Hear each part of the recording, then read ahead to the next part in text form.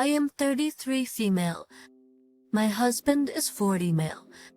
We have been married for 14 years.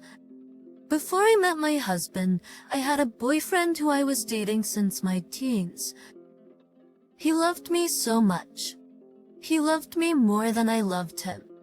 I cheated on him with my husband and ended up marrying my husband. My ex-boyfriend wanted to propose to me, but he didn't have the financial means and was living with his parents.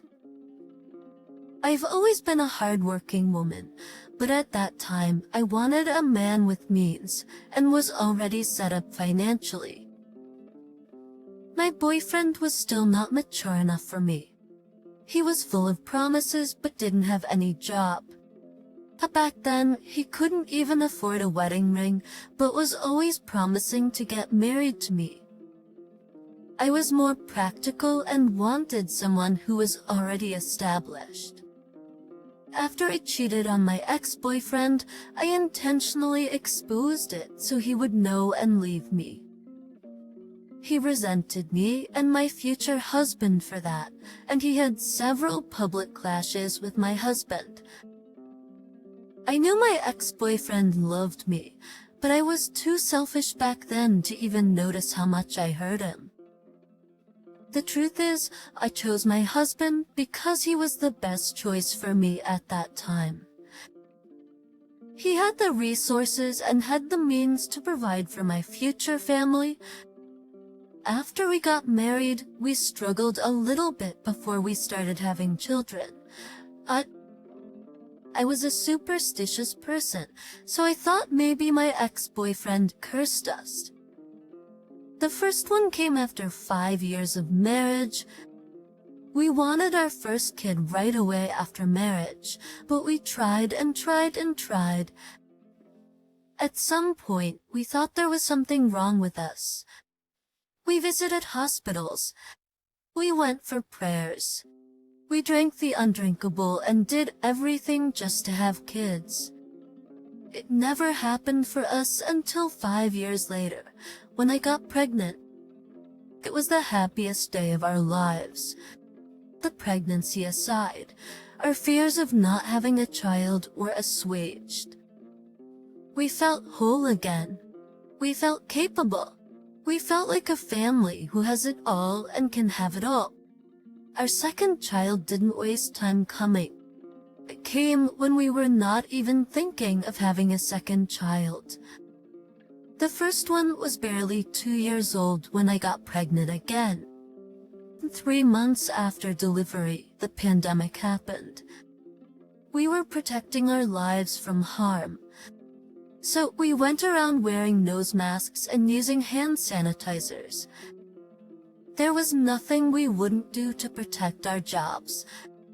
I knew just one thing to do to be able to protect my job.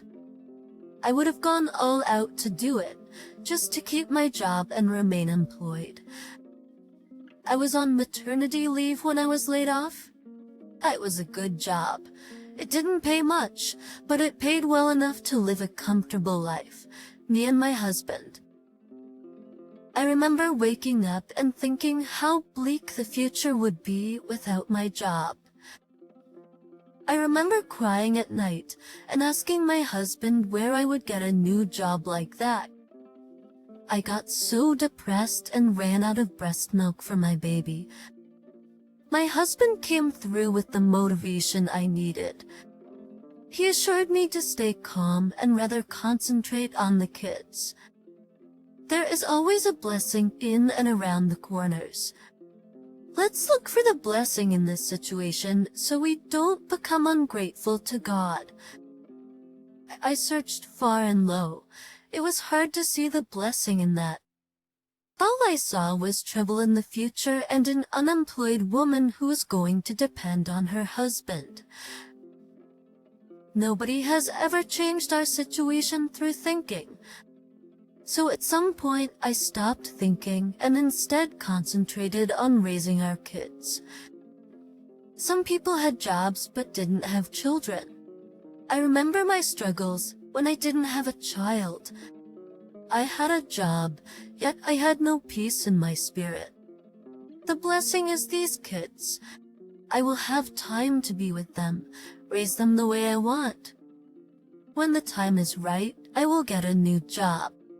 My husband proved capable. He provided for us, and I showed that we lacked nothing. The good thing is he didn't wait for me to ask before he provided. At sometimes, he did things that made me ask myself, is this man in my head? I would be thinking of fixing my hair. The only reason I would delay is because of money. Just when I'm thinking about how and when, he would walk up to me and say, "Here, I don't know what you would do with it.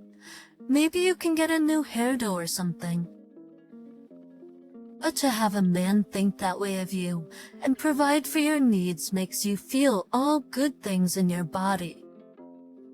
You will want to leave him, so you will marry him again and start the love afresh.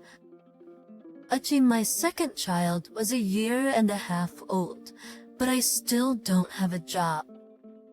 I had sent a couple of resumes around, but none had yielded any result. I told him I have some savings. I want to use it to start something that will earn me a little. But when someday I get a job, I can stop it and enter the corporate world again. He answered, "You don't have to worry so much. Keep sending resumes. Resume is keep your money. Look at the situation in the world. It's not easy to start a business now. If you don't take care, you will lose your money." I didn't listen. I wanted to start something. One day, I was searching online, trying to find things I could do to keep myself busy. I came across a website that supplies personal sanitary equipment wholesale, and what do you know? The name of my ex-boyfriend was listed as the manager of the company. It's been 10 years since I cheated on him and dumped him, and I haven't looked back. I heard he had started a family, but I didn't pay attention. That's the way he reacted when I left him was embarrassing and left a bad taste in my mouth. But I was curious, now that I found out that he was running a medium-sized company that distributes personal protective equipment, among other things. I looked him up on Facebook and went to his profile. He was now a father of 2.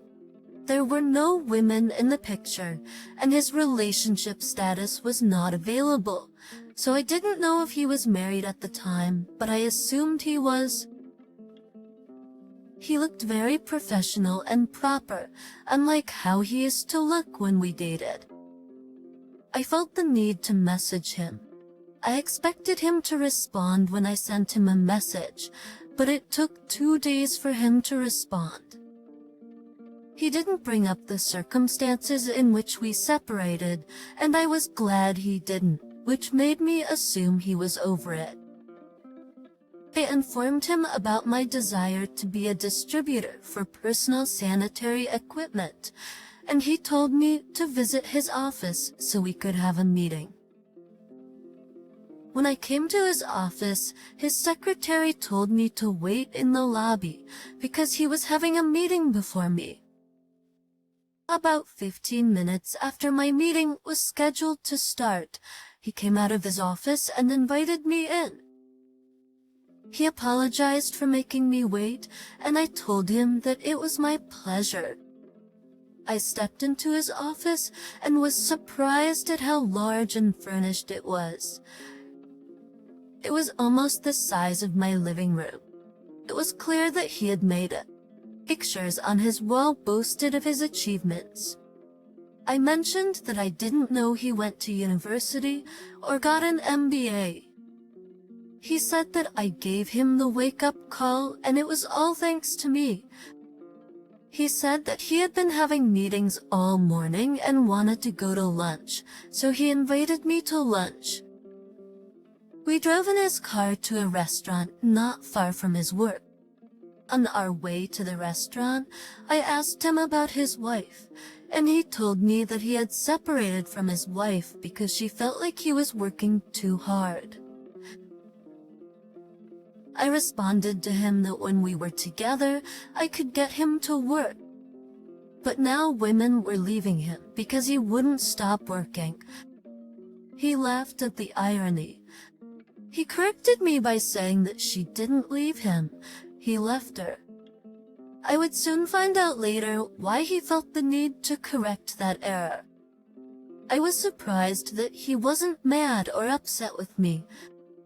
I kept waiting for him to show anger and frustration because of the way our relationship ended, but he seemed like he was completely over it and had moved on.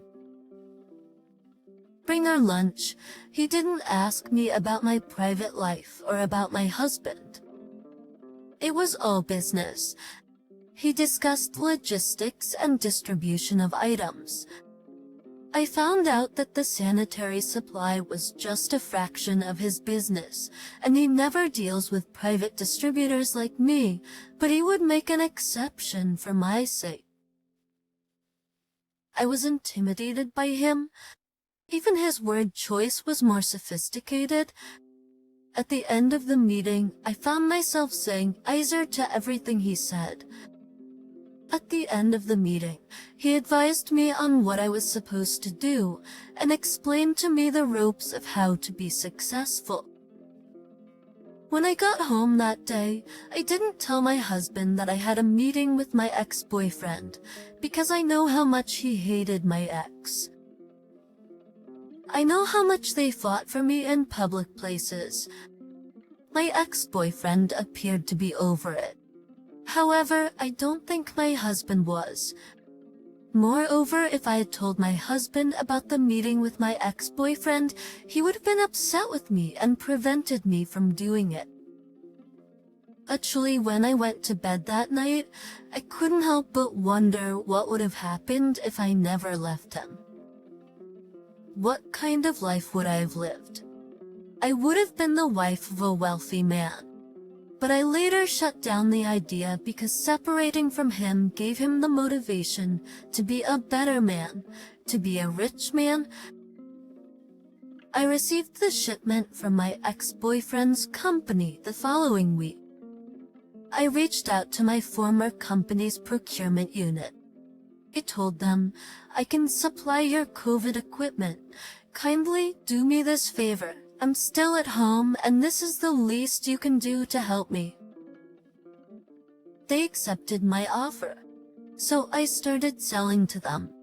They would put in a request, and I would procure the item for them. I spoke to a few other companies. 2 of them accepted my offer, so I was supplying them. At first, the money was good, but as the pandemic protocol observation went down, it also affected sales.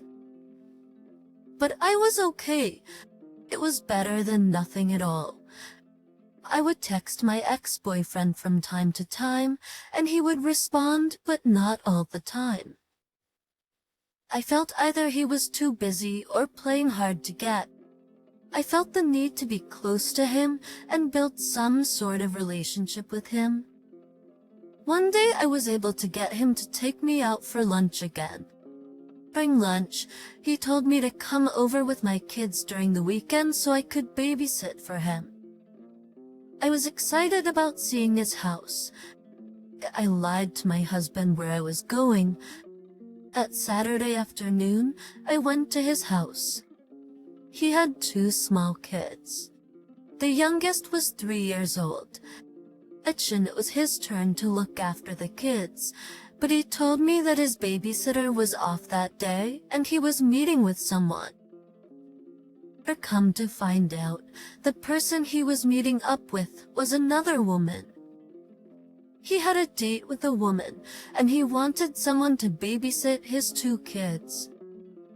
It was then that I realized he wasn't seeing me as a potential sexual interest. He brought the woman home after their date. She looked like she was in her early 20s, and he introduced me as an old friend while I was downstairs, like a grandma watching TV with his kids and mine. I felt humiliated. I felt kind of slighted, like he was being childish. I caught myself several times thinking that I should be that woman, or that he brought me here to humiliate me for what I did to him. I had to remind myself that I was married and shouldn't be thinking about that, and that he was single and free to sleep with whomever he wants. Although I thought he should have waited till his kids were with his ex-wife before bringing a woman in his house to sleep with. I remember my husband calling me that night asking me where I was, and I told him that I was babysitting for a friend. After his kids went to bed, I texted him that I was leaving because my kids must go to bed as well, and he came downstairs to walk me out. After that day, I tried to limit my contact with him, but I was the one reaching out, so he didn't change anything from his angle. As the pandemic started to wane and the restrictions were relaxed, my business dropped drastically, and I was barely getting any sale. I was having to depend on my husband a lot more. My husband was an average middle-class earner, so I caught myself feeling like he should be making a lot more. I was snapping at him and resenting him, and he noticed. I tried to control my anger towards him when I realized that I was comparing him to my ex-boyfriend. A few weeks later, my sanitizer business grinded to a halt. I was 100% dependent on my husband. I wanted to reach out to my ex-boyfriend for an opportunity, but I was too prideful about the humiliation several weeks ago. Then, one day out of the blue, my ex-boyfriend called me and invited me and my kids to a picnic. When I saw his number on my caller ID, I felt a rush of excitement that I've never felt in a long time. I asked him if he was inviting me so he could get a chance to sleep with me. Again, a chance to sleep with another woman, and he responded that his kids won't stop talking about my kids since we came over. It's as bad as I wanted to decline the invitation, I still wanted to see him. Speaking about him brings excitement to me. I agreed, and once again, I didn't tell my husband. We went to a picnic together. I brought my kids, and he brought his kids as well. It was like old times, no inhibition or pressure. I told him about my unemployment status, and he told me about an opportunity with another company that he knows. He told me that he would reach out and let me know. I was surprised at how easy it was for him to hook me up with a job, and not just a regular job, but a well-paying job. After the picnic, we went to his house. The chemistry was there. When the kids went to bed, we were alone watching TV. I initiated, and we had sex. When we got home, my husband asked me why I wasn't picking up my calls. Instead of lying to him, I felt offended and became defensive. We started having marriage issues and arguing a lot more, while I continued to see my ex-boyfriend on the side. True to his word, he connected me to another job that was making twice as much as before. One day, I went to my ex-boyfriend's house to see him, thinking my husband was home with my kids. After finishing at my ex-boyfriend's house, when it was time for me to go home, I came outside of my ex-boyfriend's house and was shocked to see my husband in front of my ex-boyfriend's porch, waiting for me. Me and my ex-boyfriend were confused. My husband immediately got into a fight with my ex-boyfriend. Another guy who came with my husband was holding them back. I would later find out that the guy was a private investigator, and he had been following me because my husband became suspicious of my behavior. I refused to go home with my husband because I told him that he needs to calm down. I went back into my ex-boyfriend's house while my husband waited outside. My ex-boyfriend wanted to call the police, but I told him not to because if he brings in the police, it would escalate into something worse. My husband was so upset, and rightfully so. I told my boyfriend that my husband would calm down. He later left the front porch. He left a message on my phone that he already threw my stuff out of the house. I was more ashamed because he told my family as well, and they were calling me. I went home with 2 of my friends for protection because I was afraid of being alone with my husband. He also told some people at my church, and I couldn't even go to church anymore. The following day, I took my kids to stay with my sister. I stayed with my parents a week after not hearing from my ex-boyfriend.